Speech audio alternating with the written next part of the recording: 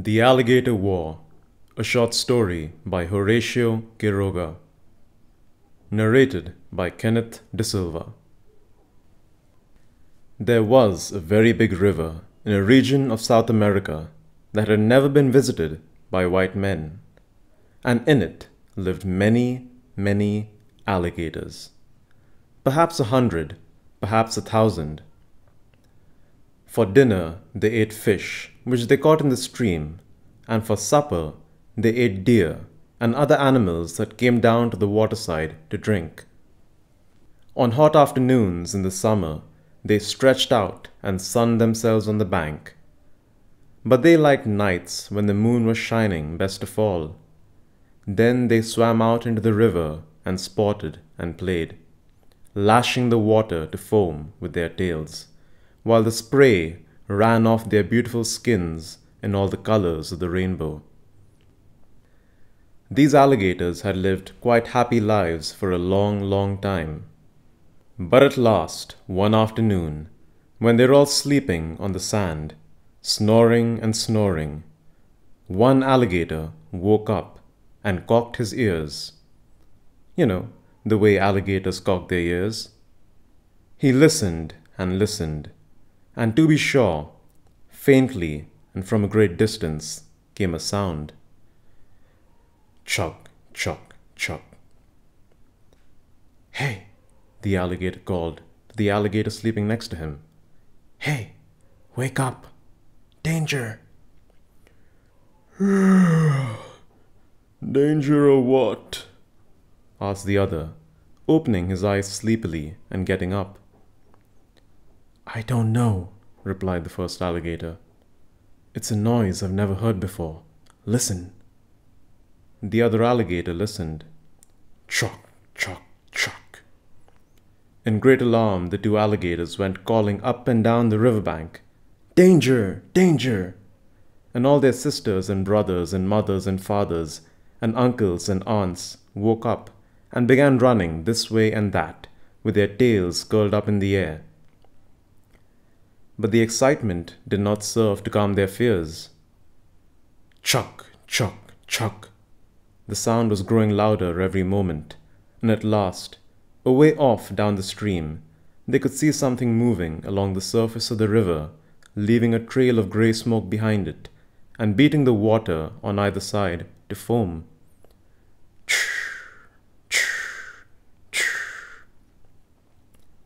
The alligators looked at each other in the greatest astonishment. What on earth is that? But there was one old alligator, the wisest and most experienced of them all. He was so old that only 2 sound teeth were left in his jaws, one in the upper jaw and one in the lower jaw. Once, also, when he was a boy, fond of adventure, he had made a trip down the river all the way to the sea. "I know what it is," said he. "It's a whale. Whales are big fish. They shoot water up through their noses, and it falls down on them behind." At this news, the little alligators began to scream at the top of their lungs, "It's a whale! It's a whale!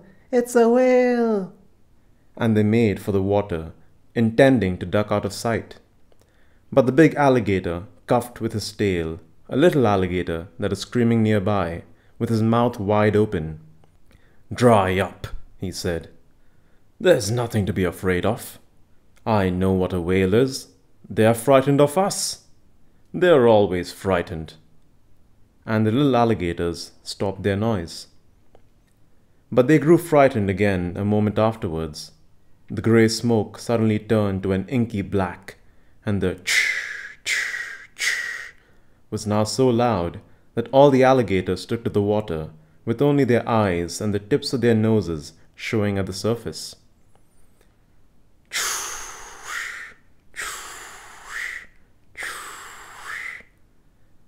The strange monster came rapidly up the stream. The alligators saw it go crashing past them, belching great clouds of smoke from the middle of its back, and splashing into the water heavily with the big revolving things it had on either side. It was a steamer, the first steamer that had ever made its way down the river. It seemed to be getting further away now. Chuck, chuck, chuck. And soon it had disappeared from view. One by one, the alligators climbed up out of the water onto the bank again. They were all quite cross with the old alligator, who had told them, incorrectly, that it was a whale. "It was not a whale," they shouted in his ear, for he was rather hard of hearing. Well, what was it that just went by? The old alligator then explained that it was a steamboat full of fire, and the alligators would all die if the boat continued to go up and down the river. The other alligators only laughed, however. Why would the alligators die if the boat kept going up and down the river? It had passed them by without so much as speaking to them. That old alligator didn't really know so much as he pretended to. And, since they were all very hungry, they went fishing in the stream. But alas, there was not a fish to be found. The steamboat had frightened every single one of them away. "Well, what did I tell you?" said the old alligator. "You see, we haven't anything left to eat. All the fish have been frightened away. However, let's wait till tomorrow. Perhaps the boat won't come back again. In that case, the fish will get over their fright and come back so that we can eat them." But the next day, the steamboat came crashing by again on its way back to the river, spouting black smoke as it had done before, and setting the whole river boiling with its paddle wheels. "Well," exclaimed the alligators, "what do you think of that? The boat came yesterday, the boat came today, the boat will come tomorrow. The fish will stay away, and nothing will come down here at night to drink. We are done for." But an idea occurred to one of the brighter alligators. "Let's dam the river," he proposed. "The steamboat won't be able to climb a dam." "That's a great idea," they chorused. "A dam! A dam! Let's build a dam." And the alligators all made for the shore as fast as they could. They went up into the woods along the bank and began to cut down trees of the hardest wood they could find, walnut and mahogany mostly. They felled more than 10,000 of them together, sawing the trunks through with the kind of saw that alligators have on the tops of their tails. They dragged the trees down into the water and stood them up about a yard apart, all the way across the river, driving the pointed ends deep into the mud and weaving the branches together. No steamboat, big or little, would ever be able to pass that dam. No one would frighten the fish away again. They would have a good dinner the following day, and every day. And since it was late at night by the time the dam was done, they all fell sound asleep on the riverbank. Chock, chock, chock.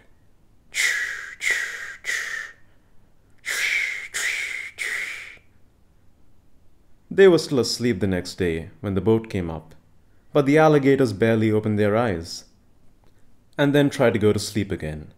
What did they care about the boat?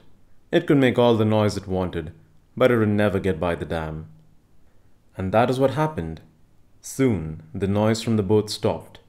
The men who were steering on the bridge took out their spyglasses and began to study the strange obstruction that had been thrown up across the river. Finally, a small boat was sent to look into it more closely. Only then did the alligators get up from where they were sleeping, run down into the water, and swim out behind the dam, where they lay floating and looking downstream between the piles. They could not help laughing, nevertheless, at the joke they had played on the steamboat. The small boat came up, and the men in it saw how the alligators had made a dam across the river. They went back to the steamer, but soon after came rowing up toward the dam again. "Hey, you, alligators. What can we do for you?" answered the alligators, sticking their heads through between the piles in the dam. That dam is in our way," said the men. Tell us something we don't know, answered the alligators. But we can't get by. Oh, good, then it's working. Well, take the old thing out of the way. Let's see. No. The men in the boat talked it over for a while, and then they called. Alligators, what can we do for you? Will you take the dam away? No. No? No. Very well. See you later. The later, the better, said the alligators. The rowboat went back to the steamer while the alligators, as happy as could be, clapped their tails as loud as they could on the water. No boat could ever get by that dam and drive the fish away again. But the next day the steamboat returned, and when the alligators looked at it, they could not say a word from their surprise. It was not the same boat at all, but a larger one, painted grey like a mouse. How many steamboats were there anyway? And this one would probably want to pass the dam too. Well, just let it try. No, sir. No steamboat, little or big, would ever get through that dam. They shall not pass, said the alligators, each taking up its station behind the piles in the dam. The new boat, like the other one, stopped some distance below the dam, and again a little boat came rowing towards them. This time there were 8 sailors in it, with 1 officer. The officer shouted, "Hey, you, alligators!" "What's the matter?" answered the alligators. "Are you going to get that dam out of there?" "No." "No?" "No." "Very well," said the officer. "In that case, we shall have to shoot it down." "You can try," said the alligators. And the boat returned to the steamer. But now, this mouse-grey steamboat was not an ordinary steamboat. It was a warship with armor plate and terribly powerful guns. The old alligator who had made the trip to the river mouth suddenly remembered, and just in time to shout to the other alligators, "Duck for your lives! Duck! She's going to shoot! Keep down deep under the water!" The alligators dived all at the same time and headed for the shore, where they halted, keeping all their bodies out of sight, except for their noses and their eyes. A great cloud of flame and smoke burst from the vessel's side, followed by a deafening report. An immense, solid shot hurtled through the air and struck the dam exactly in the middle. 2 or 3 tree trunks were cut away into splinters and drifted off downstream. Another shot, a third, and finally a 4th, each tearing a great hole in the dam. Finally, the piles were entirely destroyed. Not a tree, not a splinter, not a piece of bark was left. And the alligators, still sitting with their eyes and noses just out of the water, saw the warship come steaming by and blowing its whistle in derision at them. Then the alligators came out on the bank and held a council of war. "Our dam was not strong enough," said they. "We must make a new one, bigger than the last." So they worked again all that afternoon and night, cutting down the very biggest trees they could, and making a much better dam than they had built before. When the gunboat appeared the next day, they were sleeping soundly and had to hurry to get behind the piles of the dam by the time the rowboat arrived there. "Hey, alligators," called the same officer. "Look who's here again," said the alligators jeeringly. "Get that new dam out of there." "Never in the world." "Well, we'll blow it up the way we did to the other one." "Blaze away, and good luck to you." You see, the alligators talked so big because they were sure the dam they had made this time would hold up against the most terrible cannonballs in the world. And the sailors must have thought so too, for after they had fired the first shot, a tremendous explosion occurred in the dam. The gunboat was using shells, which burst among the timbers of the dam and broke the thickest trees into tiny, tiny bits. A second shell exploded right near the first, and a third near the second. So the shots went all along the dam, each tearing away a long strip of it till nothing, nothing, nothing was left. Again the warship came steaming by, closer in towards shore on this occasion, so that the sailors could make fun of the alligators by putting their hands to their mouths and hollering. "So, that's it," said the alligators, climbing up out of the water.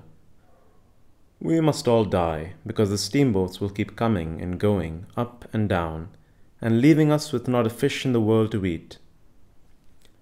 The littlest alligators were already whimpering, for they had had no dinner for 3 days, and it was a crowd of very sad alligators that gathered on the river shore to hear what the old alligator now had to say.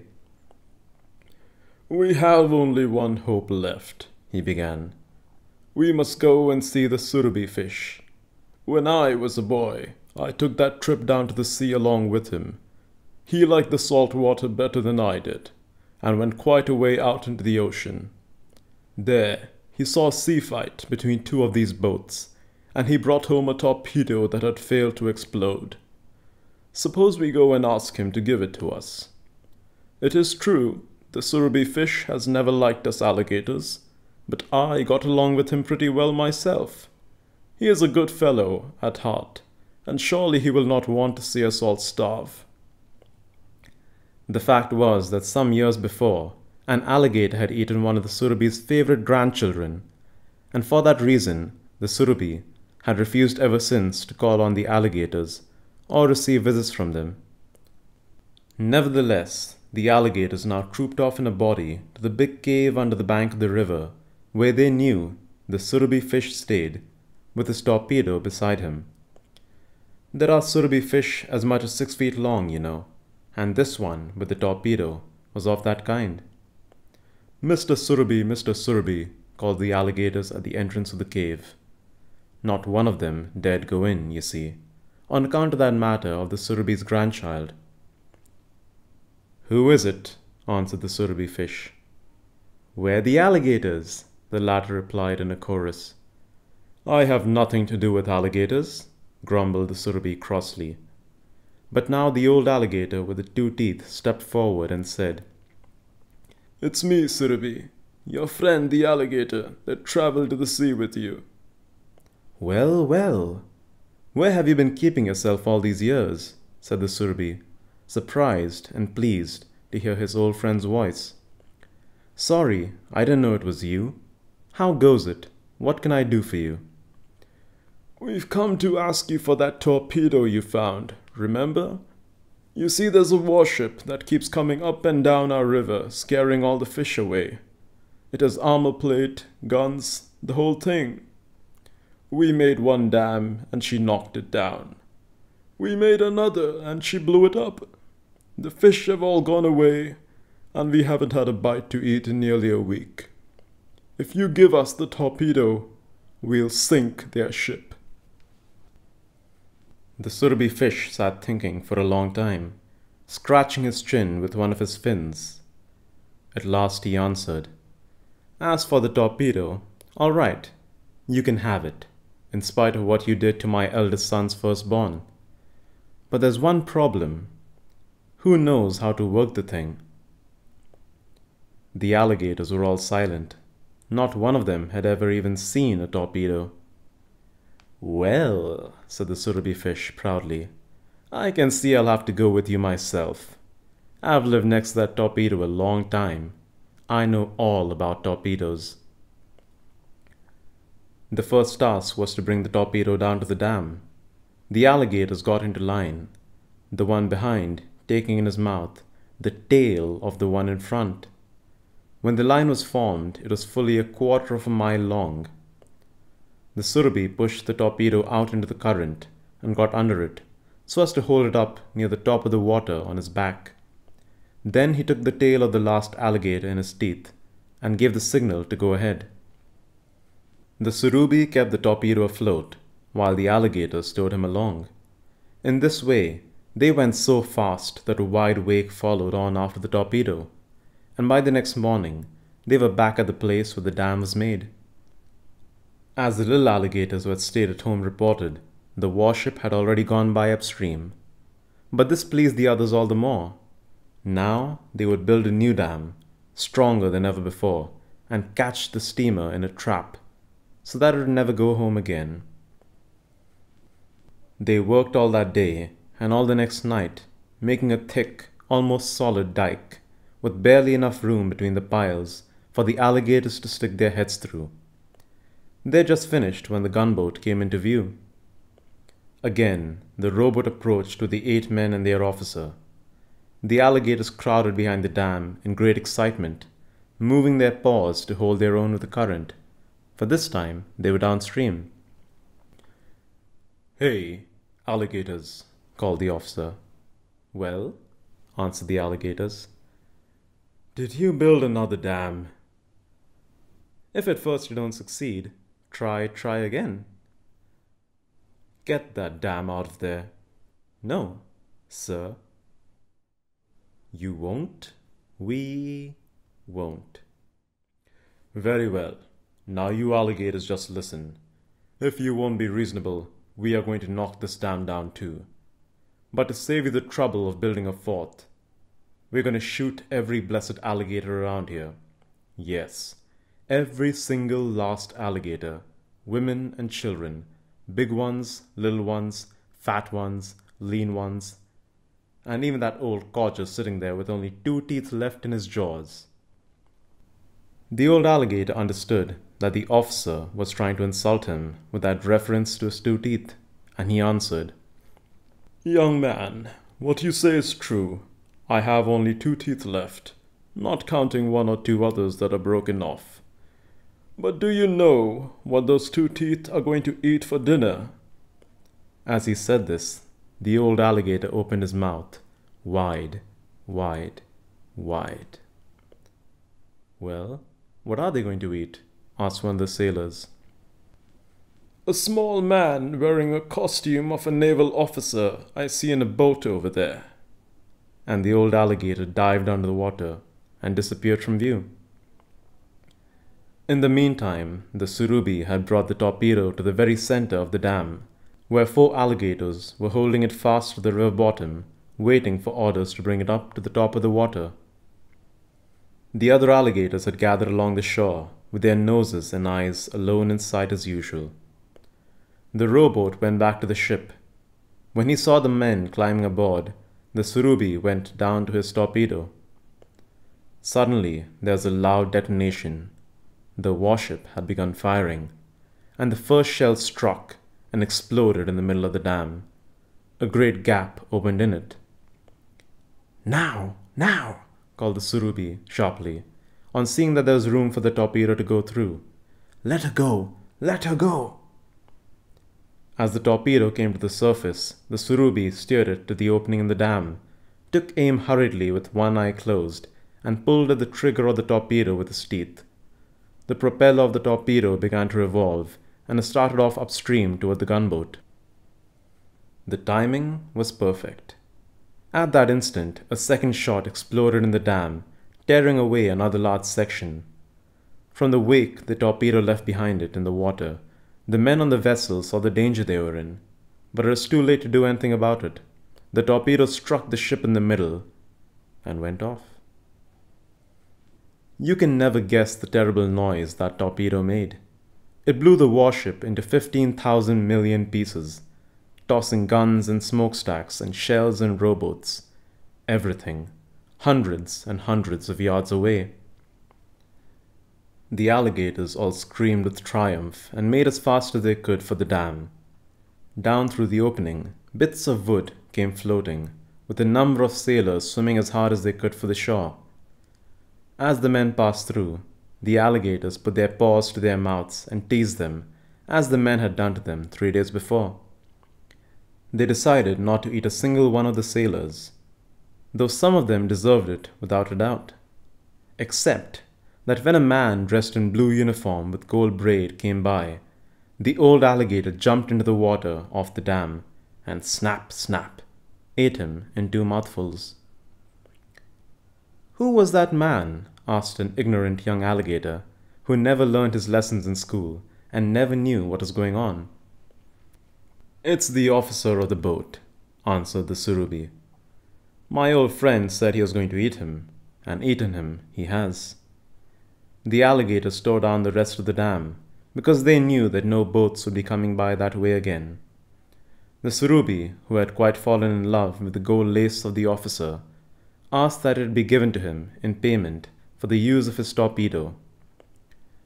The alligator said that he might have it for the trouble of picking it out of the old alligator's mouth, where it had caught on the 2 teeth.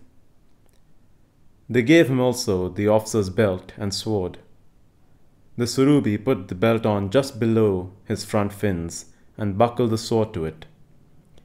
Thus togged out, he swam up and down for more than an hour in front of the assembled alligators, who admired his beautiful spotted skin as something almost as pretty as the coral snakes, and who opened their mouths wide at the splendor of his uniform. Finally, they escorted him in honor back to his cave under the riverbank, thanking him over and over again, and giving him 3 cheers as they went off. When they returned to their usual place, they found the fish had already returned. The next day, another steamboat came by, but the alligators did not care, because the fish were getting used to it by this time, and seemed not to be afraid. Since then, the boats have been going back and forth all the time, carrying oranges, and the alligators open their eyes when they hear the chug, chug, chug of a steamboat, and laugh at the thought of how scared they were the first time, and of how they sank the warship. But no warship has ever gone up the river since the old alligator ate the officer. Thank you for listening to this audiobook short story of the Alligator War. I hope you enjoyed it.